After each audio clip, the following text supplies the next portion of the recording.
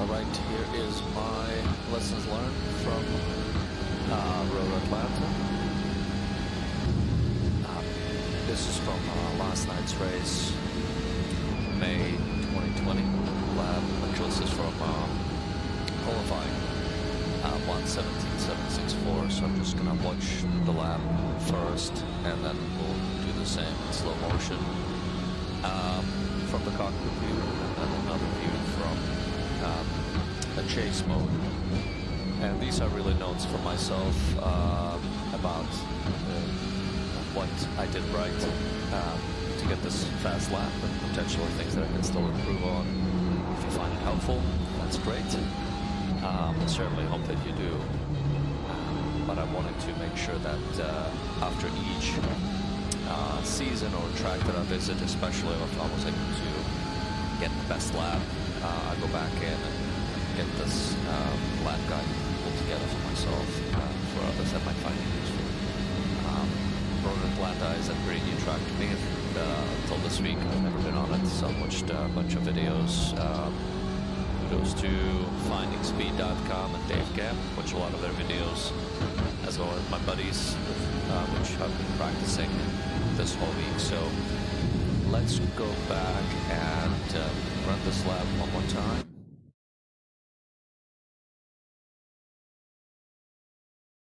And I'm gonna slow things down as needed. So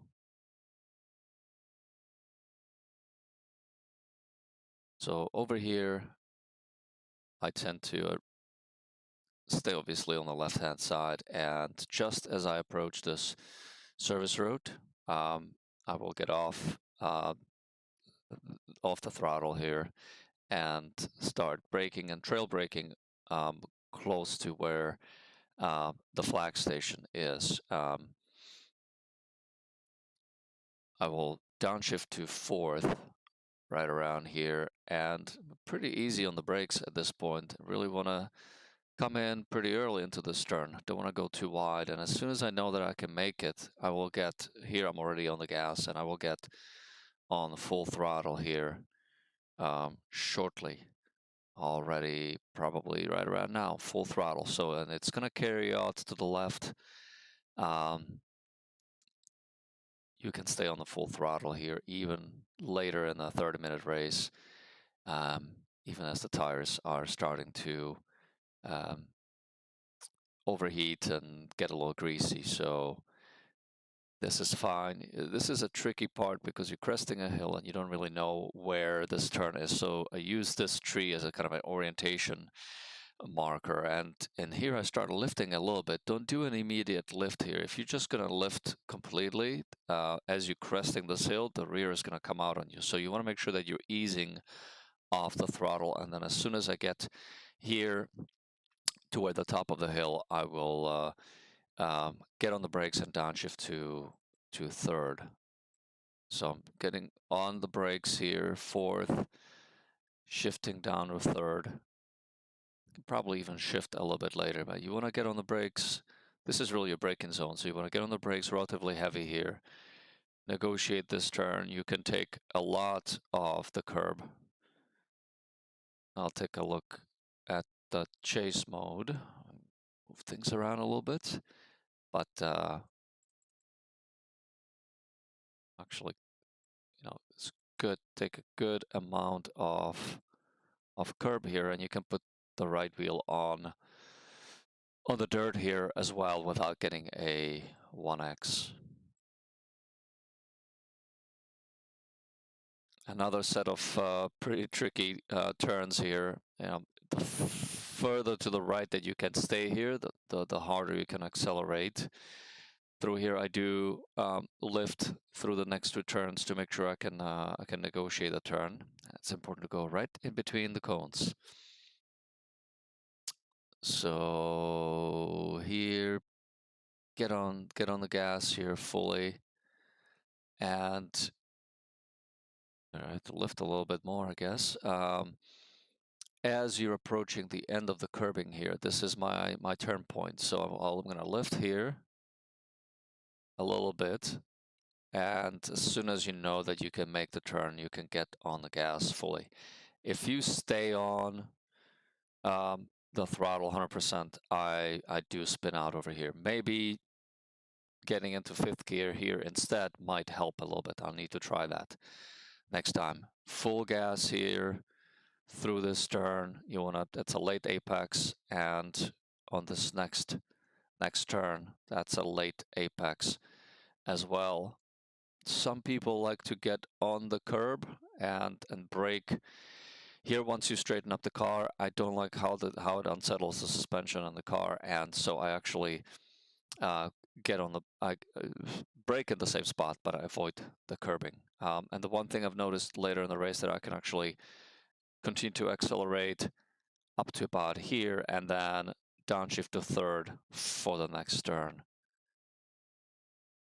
So down to fourth, down to third, you're on the brakes. This is really could be a pretty heavy braking zone.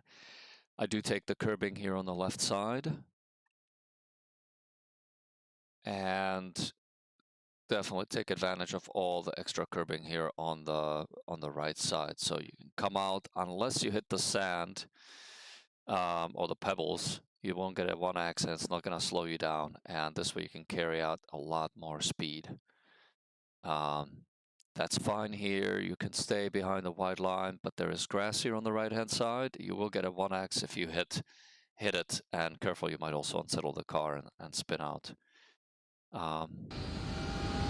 Position yourself on the left hand side, and then here my braking zone is right here, the 200 marker. I try to go just a little bit deeper here every time.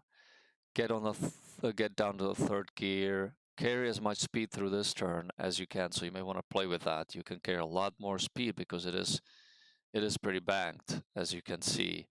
So you can actually play with the speeds here, and you're gonna notice that you can carry more and more speed into this turn. You can get on the gas here. You see, I'm on the gas. I'm not really. I guess I lift here, but I get back on the gas here, which tells me that I could have gone through here even a little bit faster, so I broke too hard.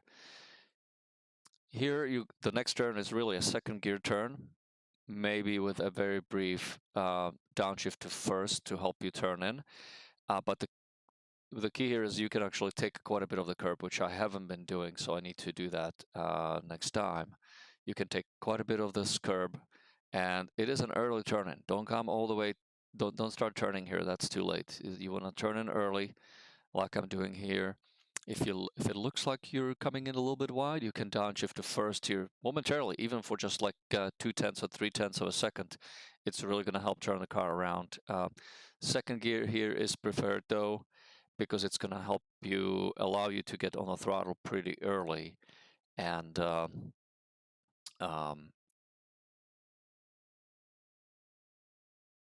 apply power to the ground here, because if you get it in the first, and especially if you take that previous curb here on the right hand side, you will have a tendency to oversteer coming out of here. So this next section pretty fast. Stay on the left hand side until you've crested this hill. Then you can start moving on to the right hand side to prepare for the assist down at the bottom of the hill.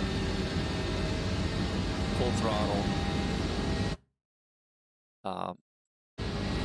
My braking marker here is 100, and I'll brake just before that. I left foot brake, so I'm already starting to apply the brake, but you should be really, as you're starting to carry more speed on the brake, fully by the 100 mark.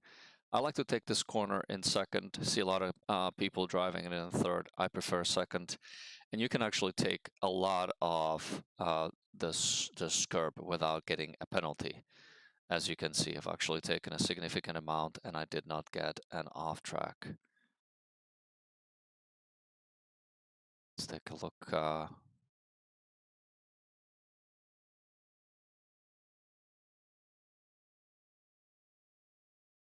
So there was kind of a bit of a late apex, but as you can see clearly, I'm on the grass here, but all the weight and traction is on the right side of the car, so you can go through there pretty quickly and take some of the curbing, good amount of the curbing.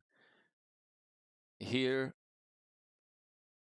avoid staying onto the being on the right hand side, because then obviously that limits your ability to come out here pretty quickly. I sometimes I'll tap the brakes just a little bit coming in here, and as I said, I like the second gear, allows me to steer with my right foot, and here I'm on it already fully. This last turn is a tricky turn. I used to stay to the left, so let me pause it here. There's a flag here on the top, white, red, yellow. Couple different lines you can take through here. I have a tendency now to actually stay quite a bit to the right, and you're gonna see the white line coming out here. Almost clipped the line.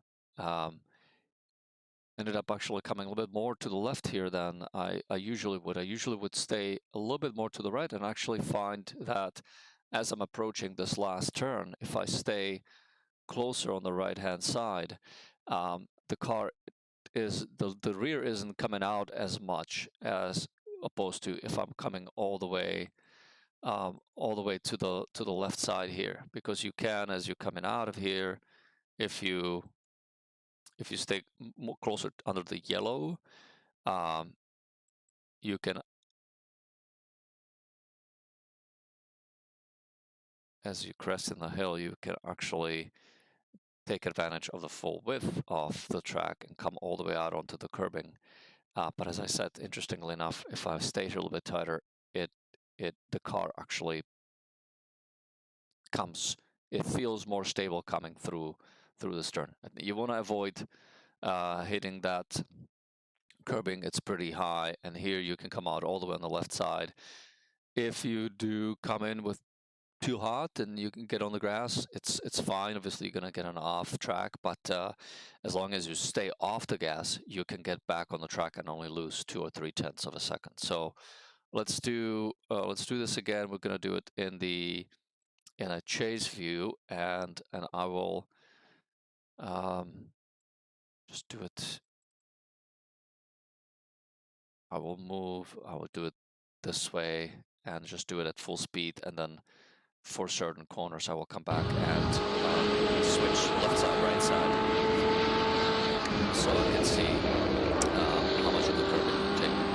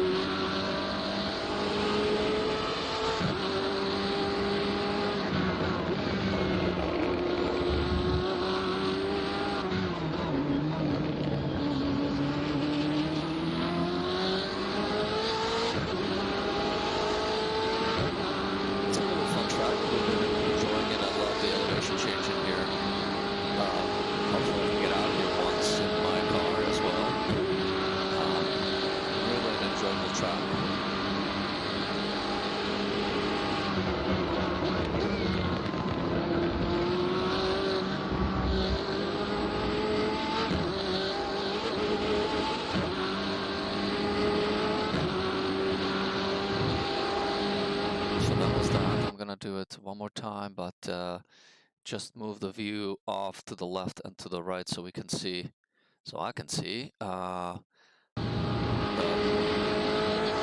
much new curbing I'm taking here. So it should be coming pretty close here. That's perfect. You want to avoid getting onto the lip here. Okay, on this side, now coming left. You want to be right by the curb. I probably could have come a little bit closer here. And okay, take quite a bit of this, of course. Left side. Yeah, could have been a little bit closer there. Obviously, could have been even a little bit closer on the left side there. Oops. could have been closer on that as well, so that's good to see.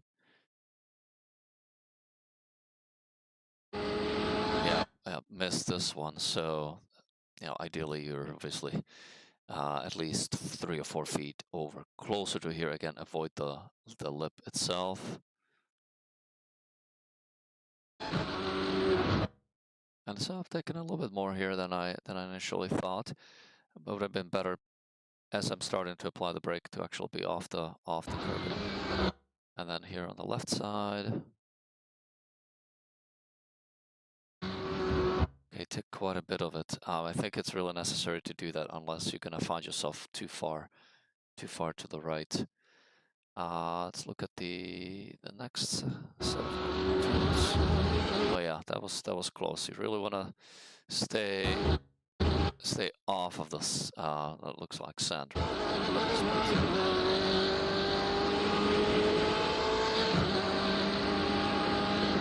For the approach, you could have even come a little bit closer. And let's see on the right hand side how we're looking here.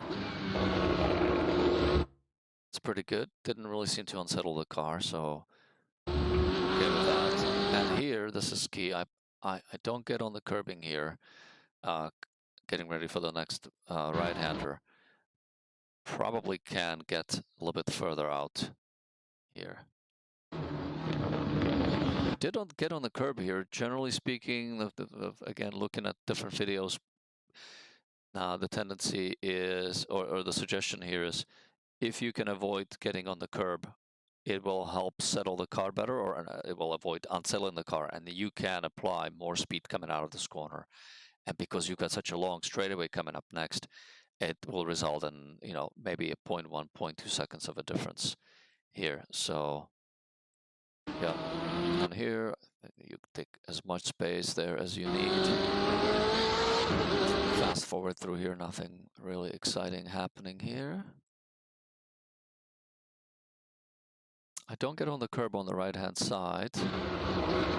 Probably could have been a little bit closer, and you can brake on it too. Usually these have plenty of traction.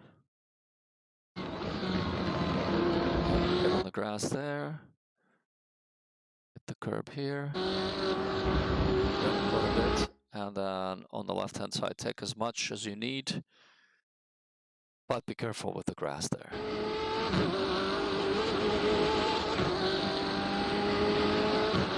And then over here, because it is such a fast right-hander, you definitely don't want to get on the curb. Guess I did a little bit. Wasn't too bad. Could have avoided it. Wasn't much. And I think I hit the curb.